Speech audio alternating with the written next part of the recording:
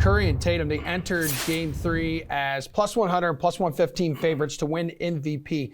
Now those odds are plus 105, and that's for Tatum, and plus 205 for Curry after game 3. Take a look at your screen. Is it still a two-man race?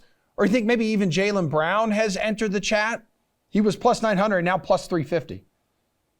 It's absolutely not a two-man race. I think Nick Whalen did a great job of explaining it in the last question. Jaylen Brown has absolutely inserted himself in this conversation. And in my opinion, he's outplayed Tatum in this series. He went for 24-6 in game 1, 27-9-5 in game 3. He's really stepped up shooting the ball with Tatum struggling. Right now, he's making all the individual effort plays you see that are just statement plays for the Celtics throughout these games. If Boston wins the finals, he would be my pick right now at MVP. I understand that Tatum's going to get the narrative, especially with everything he's going on with him, tributes to Kobe, etc. But Jaylen has been the better player throughout this series.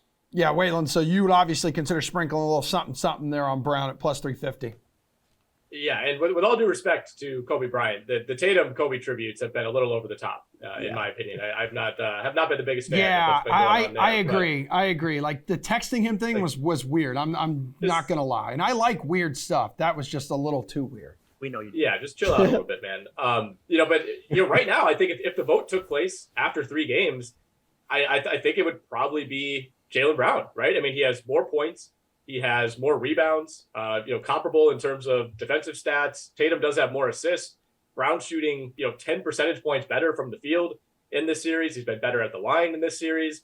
He's playing 4 fewer minutes per game. Like, I don't think it's an exaggeration at all to say that Jaylen Brown has outplayed Jason Tatum so far. That doesn't mean that he's the better player, and doesn't mean that over the course of 6 or 7 games, Tatum won't, close that gap. But I think as of right now, Jaylen Brown is a really viable choice. I don't think I would dip anywhere lower than that, or anywhere higher than that, I should say, in terms of the odds. Brown and Tatum are the co-favorites for a reason, essentially, for Boston. Like Marcus Smart, Al Horford, you would need multiple big time performances from those guys, and you'd probably need Tatum and Brown to come up short, and then Boston to still somehow win those games. Like, you start kind of talking yourself in circles when you get beyond Tatum, Curry, or Jaylen Brown. Friar, who would you bet for MVP right now?